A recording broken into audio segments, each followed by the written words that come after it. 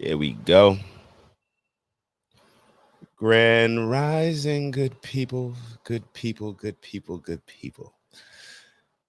We got a good one for y'all today. I will have to wrap it up just a couple minutes early because I'm heading back to Jersey.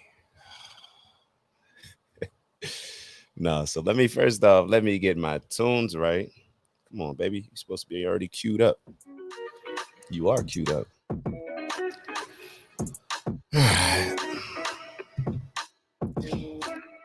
Jersey, Jersey, Jersey. Give me some good weather to come home to. Give me some good weather to come home to. So let's see what it's looking like. All right, so we got this is Miami. Today's gonna be a nice one. It's going up to 91. It's probably gonna feel like 110 with all this humidity. Jersey, what am I coming home to? I'm coming home to some unhealthy air, clouds, slight chance of rain in the morning, but should be good. And a high of what do we got? A high of 81, Jersey. We got to figure out this air quality situation, man. We have got to figure out this air quality situation.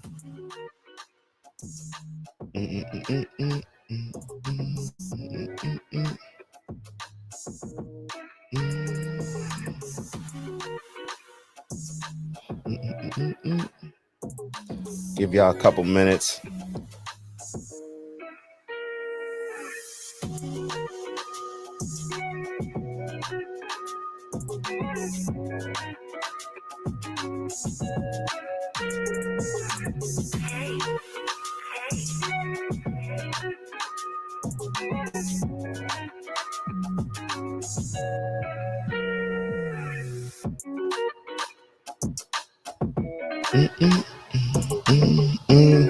So we got a cool one today. So today we're going to be focusing on how to get out of our own way, what's holding us back, what we think is holding us back, even though it may not be, or I guess that's what we're going to kind of discuss, right? One of those things where if you believe you can, or if you believe you can't, if you believe you can't, either one, you're right. So I got a little bit of reading from this book, Power of Awareness, the one that we read on Monday. I want to share a couple thoughts from there. And then I have a couple ideas from some people that I really look up to. Jordan Peterson and Gary Vee. They'll help us unpack what we may be allowing to seem as if it's holding us back. So that's probably a better way to say it. So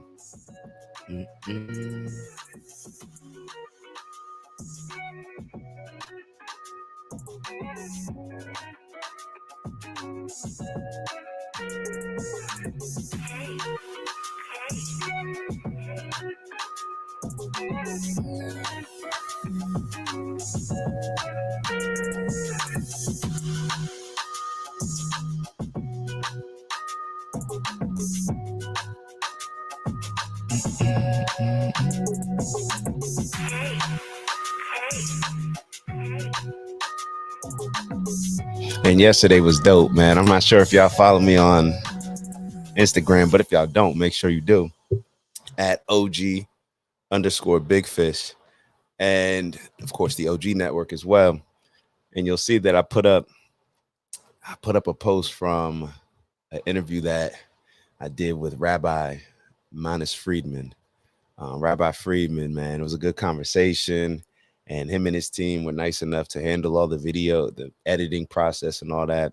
And they put up a clip of our interview. And it was cool. It was cool. This rabbi, I'm not sure if you all remember him, but I actually put up a video a while ago where he was talking about the roles of a husband and a wife.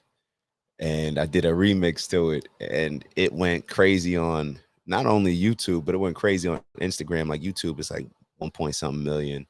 I believe Instagram is just as many or more. However, I just happened to reach out to him. Matter of fact, he commented on the Instagram post and he just said, "Hey, thanks for reposting." So that created a relation, created the start to a conversation, I should say, which will continue to be a good relationship. Reached out to his nephews and his family. They run everything. They run everything. This is like one of the most, I believe he's the most popular rabbi on YouTube and Instagram. But, you know, that doesn't matter. It's more so the value that I got when speaking to him. I'm definitely going to share that with y'all as they continue to release more and more videos. I'll continue to share those as well on my platform, on our platform. But yeah, let's get into it. So reading this book, of course, I told y'all before, Neville Goddard. It's The Power of Awareness, and I got to figure out how to pronounce that the right way. It doesn't feel smooth, but this book, like I told y'all before, if you're one of those people that have a short attention span, this is a very good book for you because each chapter is very clear, concise, direct, and it's either 1 or 2 pages, the entire chapter, literally 1 page, and then it's the next chapter. So usually about between 1.5, 2 pages. And this chapter in particular, and I don't know if this happens to y'all, but a lot of times, I'll be thinking one thing, and maybe that's just recognizing what's going on in my life and understanding what energy I'm inviting in, because things will just start coming to me in synchronizing form, where, a lot of times we say it's random, but exactly what the book is saying, we determine what comes to us based on what we put out. Simple concept. And this particular chapter is called The Effortless Way. And it's something that I struggle with because a lot of times when, at least for me, when I've been tasked with something that's a pretty big challenge, I only knew one way to go about it. And it was just to outwork any and everybody. Then you want to incorporate something that Floyd Mayweather always says, work smarter. We work smarter, not harder. And there's something behind that. Like I used to think like, I don't know, is that taking the easy way out? Like, once you get to a certain point, I get it, you can work smarter and work not harder. But are you sacrificing something by leaving the hard work, the discipline, the diligence, just to keep cutting wood, to just keep chopping wood? You know what I'm saying? So that for me was a struggle. And the more I learned in different books, it started with The Secret. Now, what's everybody, if you've read The Secret before, one of the biggest critiques that I found in speaking to people, which is, it sounds good, but, it doesn't really work, makes you feel good, but it doesn't really work. And I question it more now because every single book that I'm reading, whether it's The Law of Success by Napoleon Hill, Think and Grow Rich, Patrick Bet-David's book, The Next 5 Steps, everything is focusing around how we think, how we imagine, how we envision the future, and how we can create the future based on just using our thoughts and our thought process. So this is tough for me, because it's kind of like you're giving up. You're giving up just I gotta be on top of this, the grind. You're giving that up in order to bring about your blessings or whatever you want to call it, your goals, in a different way. And as I was thinking about this, The Effortless Way, I'm going to read it to you. It reminded me of a time when I remember when I was trying out for the Colts. It was my second year. And first year I was injured. So the second year we didn't have any training camps or anything like that, mini camps. We had training camp, but we didn't have any off-season workouts because it was a strike or a lockout, whatever you want to call it. And I remember being in camp super stressed out. And I may have shared this story before, so I'm not going to get into the entire story, but just to give y'all like a little glimpse of it. And my man Mook, Big Mook, I remember I was actually in Bible study with him at the time. And I think we were leaving Bible study, going back to the locker room. And he could tell that I was just, stressed out. And we were having just a convo in the locker room. And I said, bro, like, what makes you so laid back? Like, how are you able to just be laid back when literally you can get cut any day? I'm sitting here, everything. I'm this close to my dreams. I'm this close to accomplishing everything. Everybody knows, your family, your friends, everybody, the community. And all you want to do is just take advantage of the opportunity and be perfect. And he just told me something. He said, yo, you just got to let go and let God. And what's funny is around that time, I was obviously embracing, the Bible more, embracing, the Christian aspect up more than I would say that I do now, or I would say that I've done since then. But what's funny is that now where I am here right now in this space, I think it hits me more now reading these books, exactly what he was talking about.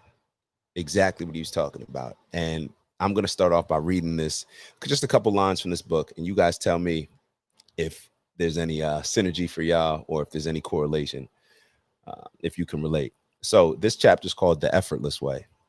So the principle of least action, this principle called least action, it governs everything in physics from the path of a planet to the path of a pulse of light. Least action is the minimum of energy multiplied by the minimum of time. Least action is the minimum of energy multiplied by the minimum of time. Therefore, in moving from your present state to the state desired, you must use the minimum of energy and take the shortest possible time. All right, one more time. Therefore, in moving from your present state to the state desired, you must use the minimum of energy and take the shortest possible time.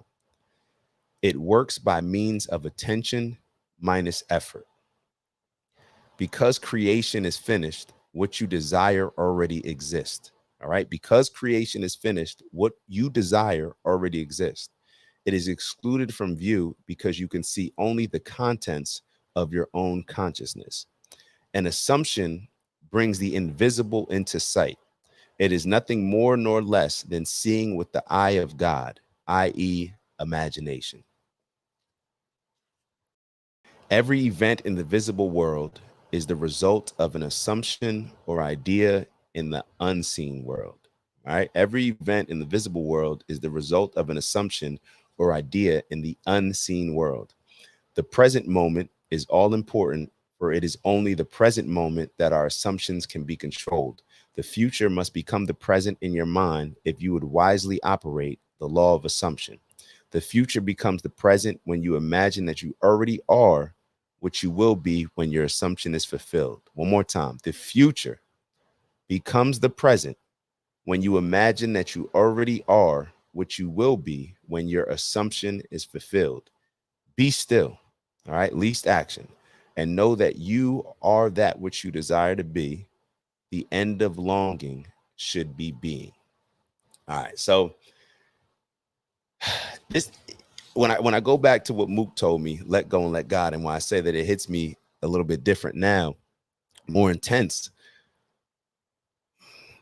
it's because when I was in that moment, when I decided to actually let go and let God and already see myself as making the team, already understand that, hey, man, I'm just going to control what I can control. Everything else, just going to rock out and see how it goes.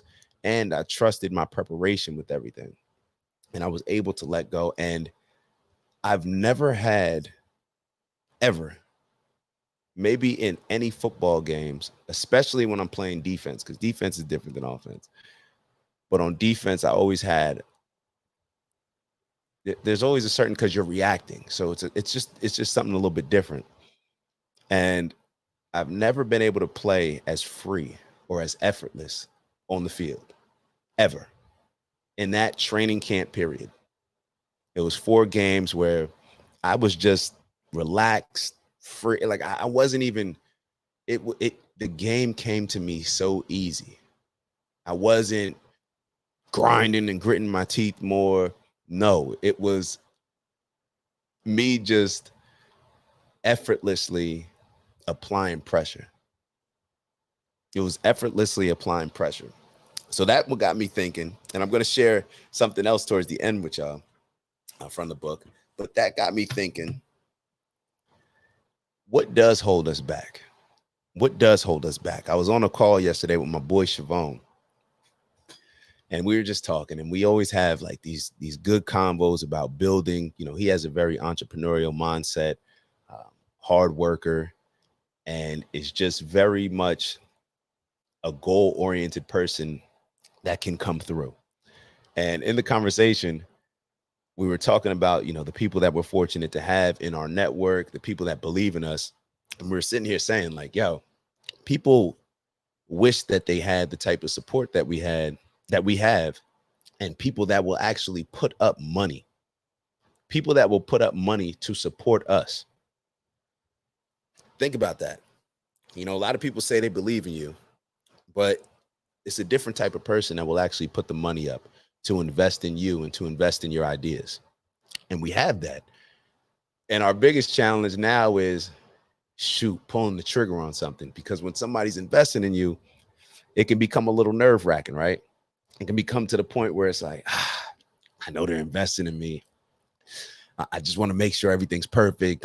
I don't know, you know, you start to question maybe, you know, whether or not it's a good idea, you know, whether or not you can fulfill something when it's just your money, it's easy. Or when, and it's not just the fact that it's somebody else's money that they're putting up, but it's the accountability that comes along with it. When it's somebody else involved, that means you have to make sure that you are holding yourself accountable to that standard. There is no day off. There's somebody else that's going to be sitting there like saying, hey, how did today go? And you have to hold yourself accountable to that. So it's one of those things where you can get all the way up to the cliff. We can work so hard on a project. We can work so hard on a business plan. We can work so hard to get prepared for a particular thing. But then when we actually get to the edge of the cliff, we're scared to jump. We're scared to just go for it. We're scared that, well, what if our preparation wasn't good enough? What if this? What if that? What if this is against me? And you start to question things, and we start to put all these things in our head that are justifications and reasons for why we may fail or why we shouldn't jump, and vice versa, all to convince us and give us, well, okay, well, let me just take another day to just think about this. Let me just take another day to kind of go over everything, to just make sure that we're moving in the right direction. And we don't need to do that. We don't need to do that. We spend so much time thinking about what can go wrong that we never end up pulling the trigger and seeing how things can go amazingly well. That's what we all do.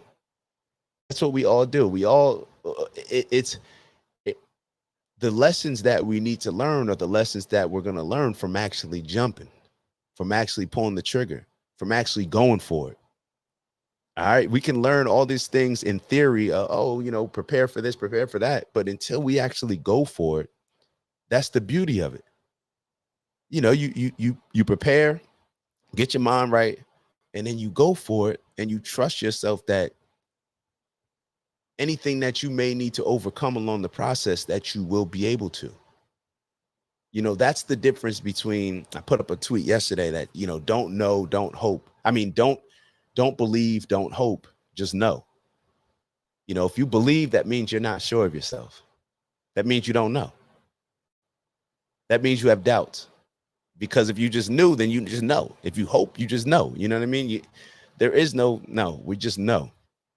And the more that we just decide that, hey, we know that we can adjust moving forward. We know that we can win. Then it'll give us the confidence to just say, yo, I'm stepping out of here. I'm going for it. Because how many of us, even whether, no matter what age we are, whether we're teenagers, 20s, 30s, 40s, 50s, 60s, 70s and above, how many of us look back and say, damn, I wish I would have just gone for that? Or you come up with an idea and somebody else just runs with it. And now you're looking at it like, damn, like here I started before them and they just took off with it. And here I was, you know, questioning this, not sure what I wanted to do. and they just locked in and went all in, and they just took off. So these are the type of things that we have to take into context when we're deciding how we're going to go about pursuing our purpose. All right, so there's a couple notes that I wrote down. Y'all know how I do. But I want to just make sure that, when I'm thinking, I always put myself, like, I step outside of myself, and I look at a particular situation and I say, what type of things do we hear in this world that holds us back? Of course, we got this shout out to Zuby. Zuby said that the supply for the demand for racism is greater than the supply. That's one of the videos that I'll show y'all maybe on the next one. But just more so, like, we can always create valid excuses, if that's what you determine as valid. Racism could be one, poverty could be another, the lack of family structure, the lack of family support, all these different things, the lack of opportunities overall. We can say that. We can compare ourselves to the next person and say, well, shoot, they had an easier opportunity. Their dad, they just took over this business. They just, their dad was already in cars. So then therefore they just got into cars as well. So we can make up all these valid, or quote unquote valid excuses. However, does it help us move in the right direction? Does it help us win? All right. And that's why I want to go back to that statement where it's like, whether or not you believe you can or you can't, you are 100% right. Whether or not you believe you can or you can't, you're 100% right. And if you believe this, whatever this is, it will be true. Because I think this is something that we miss a lot. And this is something that I may miss a lot. The fact that we shape the world with our thoughts. All right. Whether we're aware of it or not, we shape the world with our thoughts. We shape our world. We shape the world with our thoughts, with our assumptions. That's what the book's talking about, with how we perceive things. If we perceive something as a challenge and as something that, oh man, I don't feel like doing this, good luck getting good results. But if we perceive it as, oh, this is an opportunity to learn something, like, yo, this is you're going to take away from that experience a lot more positive things that are favorable to you and to becoming successful, because that's what you're putting out there. All right. It's the same thing. Like, energy is what you put out is what you get back. If you're nice to somebody, they're more likely to be nice to you back. If you're mean to somebody, if you slap somebody, they're more likely to be mean to you. It just is what it is. But we don't necessarily apply this concept when it comes to shaping our world, as far as living in our purpose and as far as achieving the success that we're looking for. So the power is in shaping it in our favor with minimal effort. All right. That's what this is talking about. What did they say? What did the book talk about? I want y'all to look up this concept, and when y'all get a chance, but least action, look up that concept, least action. And it's in shaping our favor. Why it's minimal effort? Because we're assuming that we already have in us, we already are everything that we need to be to get to where we want to get to. We already have it. It's already in us. We just have to use our imagination. We have to use assumption. We have to use, this part to shape it in our reality so it comes to fruition. That's where the power lives. And we've heard a lot where, it's like, oh, don't be we hear this term, product of your environment. That can go either way, right? We see certain people that are product of their environments and they go a positive way. We see others that are products of their environments and they go a negative way. However, scratch all that, shape your environment. We have the ability to. That's what allows us to tap into our godly abilities, right? The God in us. Whoever you believe, your higher power is, that's what allows us. That's what separates us from who we are now and for becoming who we want to be, and the beings that we are, and how we recognize a God is. It's the ability to shape our own environment. And we all have that ability. So one of the things that I always go back to, obviously with the sports analogies, is if we're on a team, or not even on a team, does it make sense? Let's just say going through life, there's negatives and positives. Does it make sense to focus on the negatives? Let's say if they're real, even if they're real, to focus on the negatives and to recognize, what's holding us back, and to only lock in on that, and to talk about, the racism, the poverty, lack of opportunities. This is not fair. This is not ideal. I got kids. I got a wife. I got a husband. All these different things. Does it make sense to focus on those things, or is it more productive to convince ourselves that nothing is holding us back? All right. So even if, like I said, valid, invalid, doesn't matter, quote unquote valid, even if it's a valid reason or a valid excuse or a valid whatever that's holding us back, a valid challenge, does it make sense to focus on that, or to convince ourselves that none of those things exist? Oh, that's not holding me back.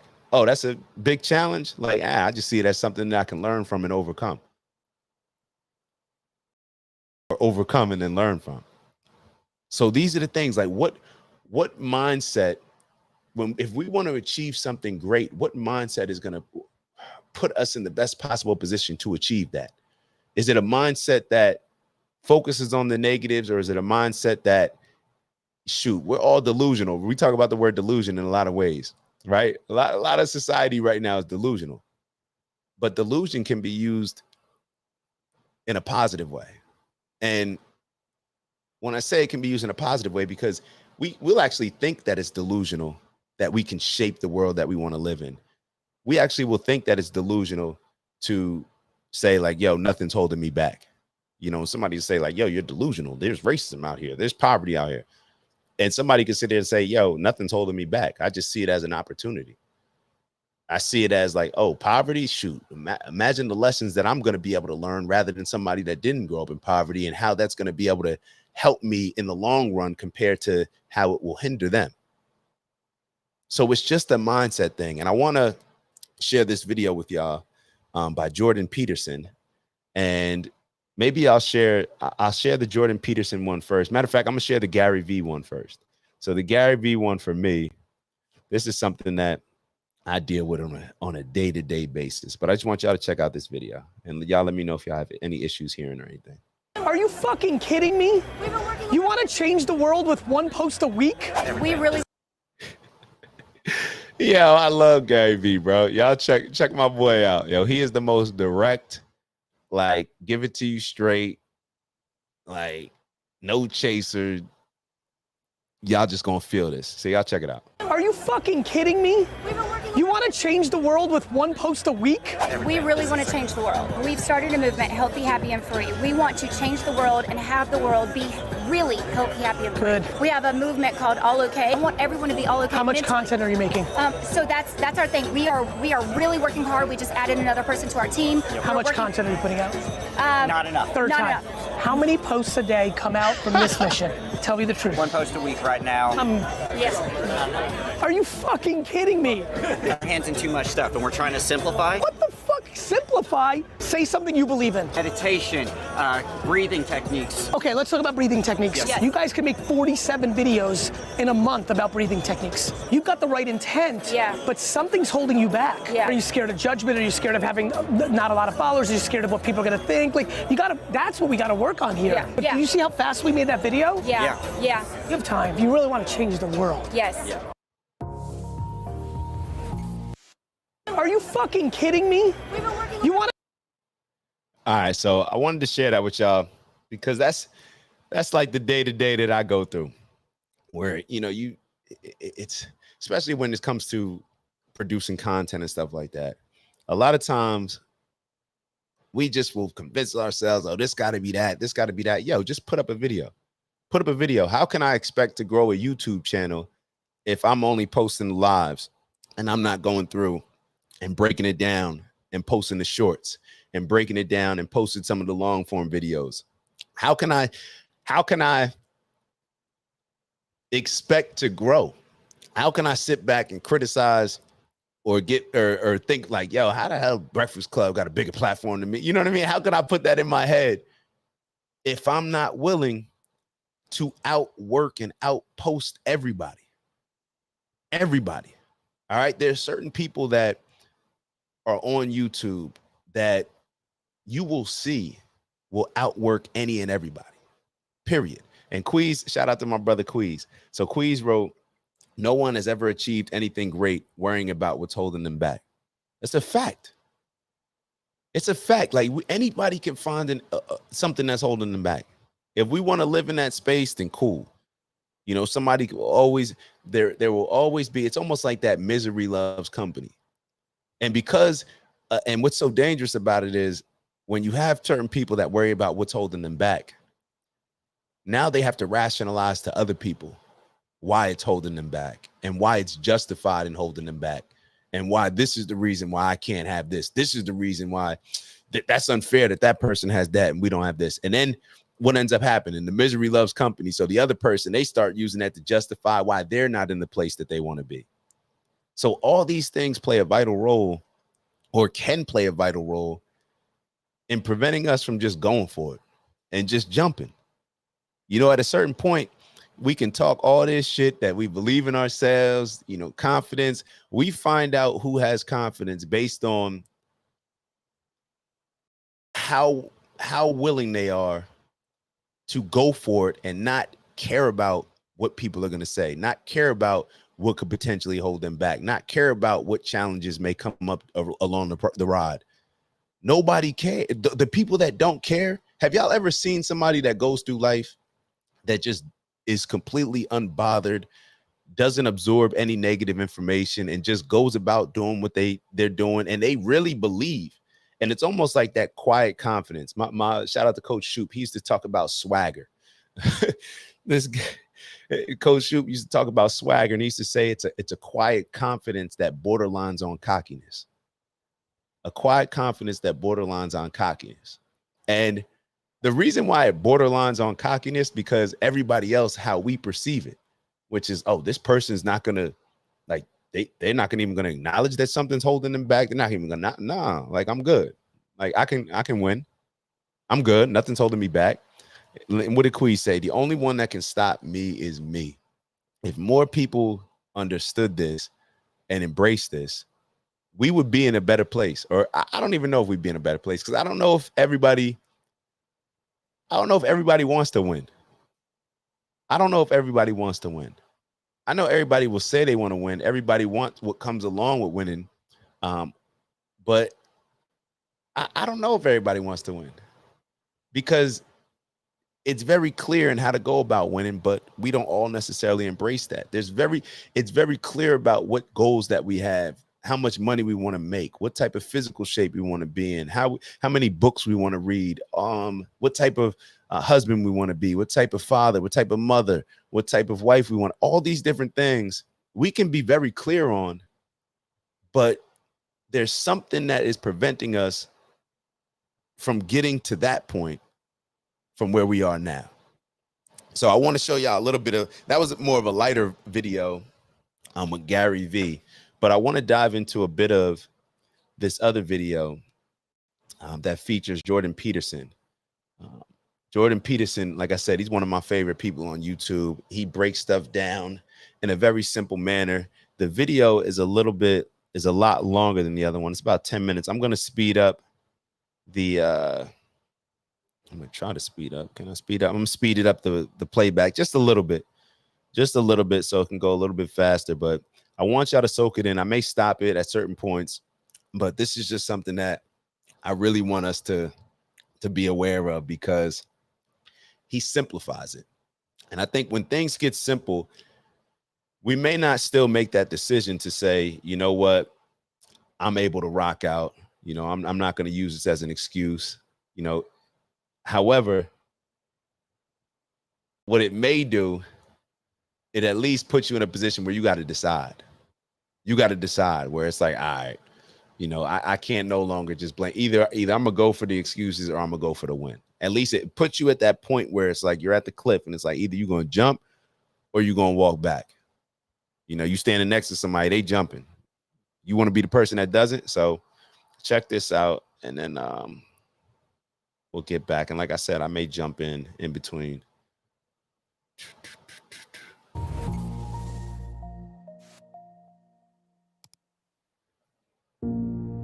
If you do what it is that you're called upon to do, which is to lift your eyes up above the mundane, daily, selfish, impulsive issues that might beset you, and attempt to enter into a contractual relationship with that which you might hold in the highest regard, whatever that might be, to aim high and to make that important above all else in your life, that fortifies you against the vicissitudes of existence like nothing else can. And I truly believe that that's the most practical advice that you could possibly receive.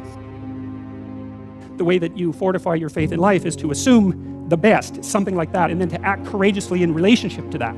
And that's tantamount to expressing your faith in the highest possible good. It's tantamount to expressing your faith in God. And it's not a matter of stating, well, I believe in the existence of a transcendent deity, because in some sense, who cares what you believe? I mean, you might and all that, but that's not the issue. That's not the issue. The issue, it seems to me, is how you act. The issue is not what you believe as if it's a set of facts, but how you conduct yourself in the world. The purpose of thinking is to let your thoughts die instead of you. It's a brilliant notion, and so the idea is something like, you can conjure up a representation of yourself. You can conjure up a variety of potential representations of yourself in the future. You can lay out how those future representations of yourself are likely to prevail or fail. You can cull the potential yous in the future that will fail, and then you can embody the ones that will succeed. You do that well simultaneously, conjuring up a representation of your current state and determining for yourself, because of your undue suffering, which elements of your pathetic being need to be given up so that you can move forward into that future. And the goal, what is it that you're aiming at with that work and that sacrifice? That's the ultimate question. What is it that you're trying to do? Well, you're trying to improve the future. We believe that the future can be improved. We believe that it can be improved as a consequence of our sacrificial work. And so, once again, what are the limitations? What are the limits to that? What are the necessary limits to that? I would say we don't know. We conjured up this remarkable idea. The future exists. We can see it even though it's only potential. We can adjust our behavior in the present in order to maximize our probability of success in the future. How best to do that? Well, the idea is something like, don't hesitate to offer the ultimate sacrifice if you want the future to turn out ultimately well. What is it that you could contract for, let's say, if you were willing to give up everything about you that's weak and unworthy? The proper sacrificial attitude produces a psychological state, and then a social state that's a manifestation of that attitude that decreases the probability that the world will careen into hell and increases the probability that people will live high quality, meaningful, private lives in a society that's balanced and capable of supporting that. And none of that seems to me to be questionable, really. I also don't think it's anything that people don't actually know.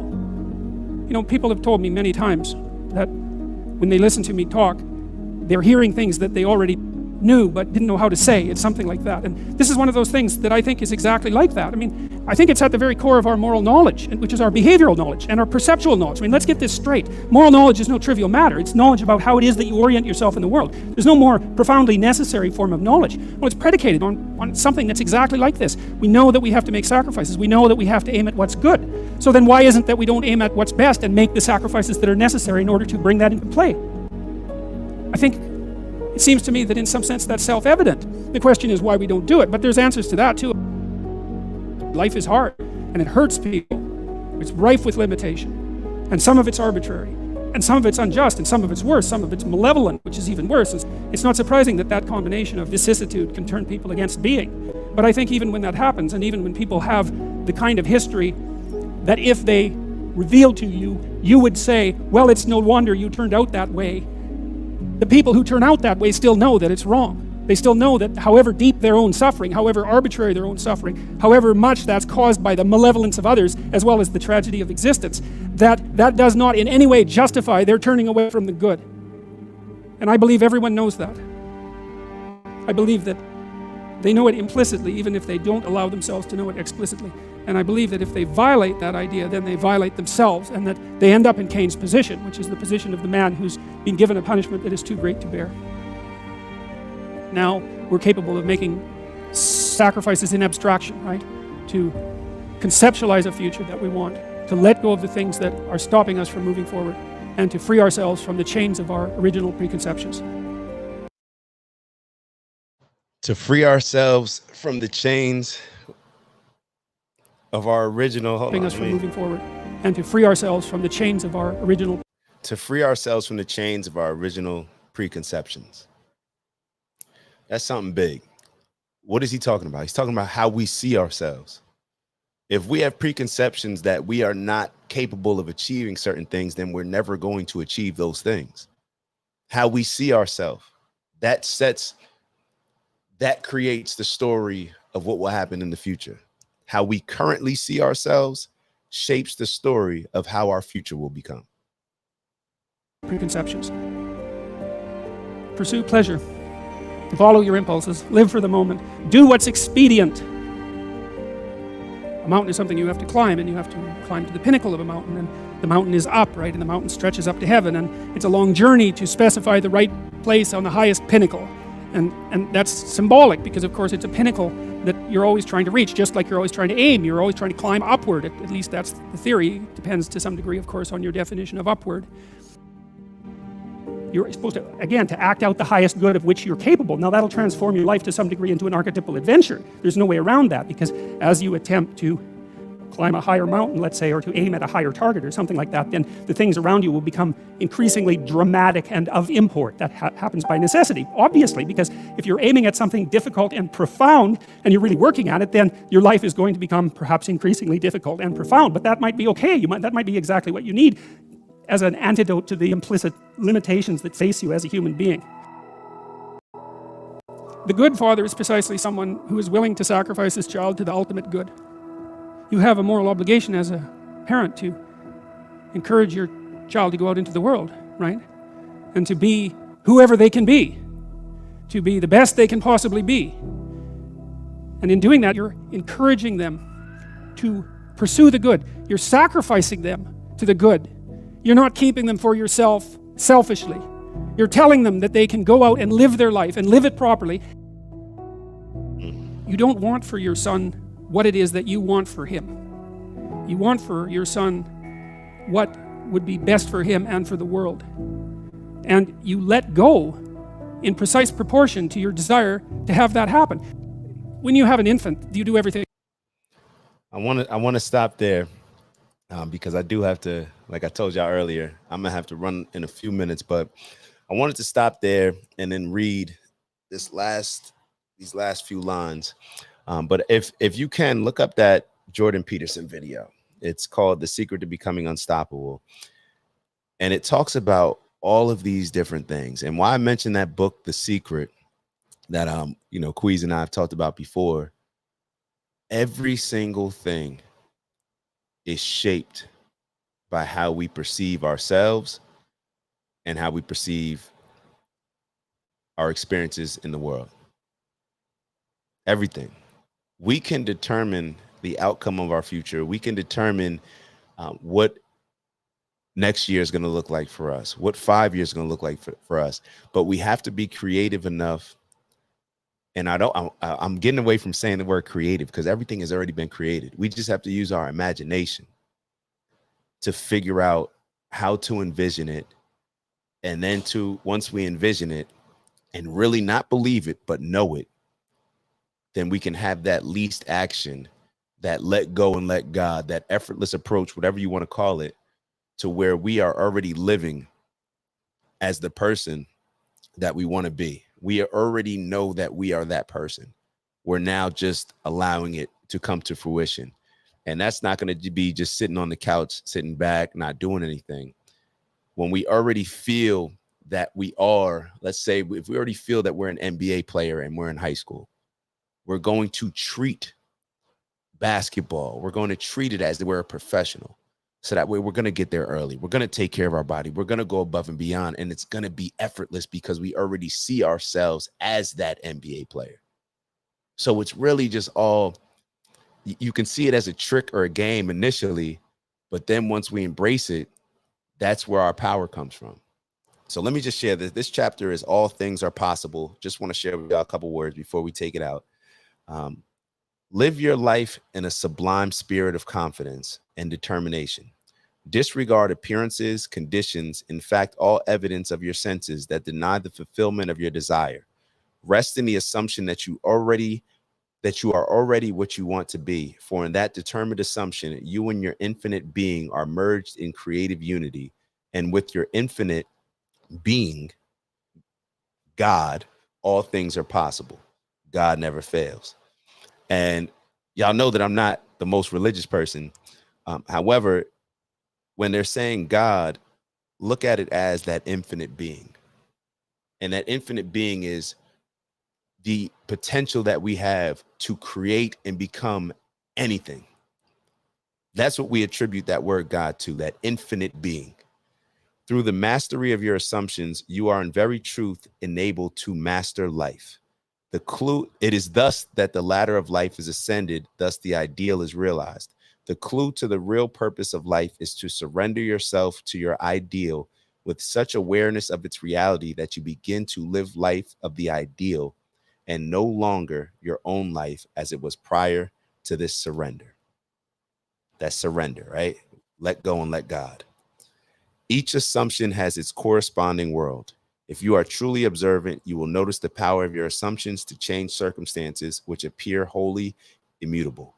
You, by your conscious assumptions, determine the nature of the world in which you live. Ignore the present state and assume the wish fulfilled. Claim it. It will respond. Who's going to claim it? So I'm going to leave y'all with that. Shoot, we didn't do our 20 seconds. Let's get our 20 seconds. And just before I hop off, just 20 seconds that we could just really focus on letting go of any negative thoughts, really just focusing on that thought that we have, I wish I could be this person. I wish I could live this life. Think for 20 seconds on it. Think for 20 seconds. Know for 20 seconds on it. We have to convince ourselves. The person that can convince themselves, that's the person that will be able to determine their future, that will be able to shape their future, because I can convince myself to buy into who I am now. So therefore, I can become who I need to become in the future. All right, so 20 seconds.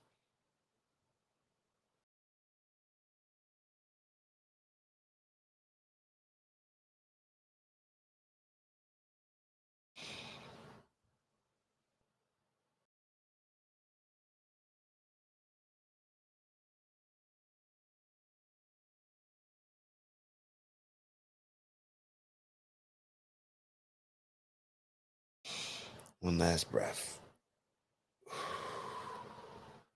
All right. With that, I got to run. I got to get to this airport. My parents in the next room waiting on me. Strength and honor, onward and upward. Get to the bag with integrity, of course. Let's change the way that we think. All right. Let's change the way that we think. All right. With that, I'll see y'all Friday. Friday will make up for this shorter show today. And I appreciate y'all as always. All right. I'll see y'all soon. Ooh.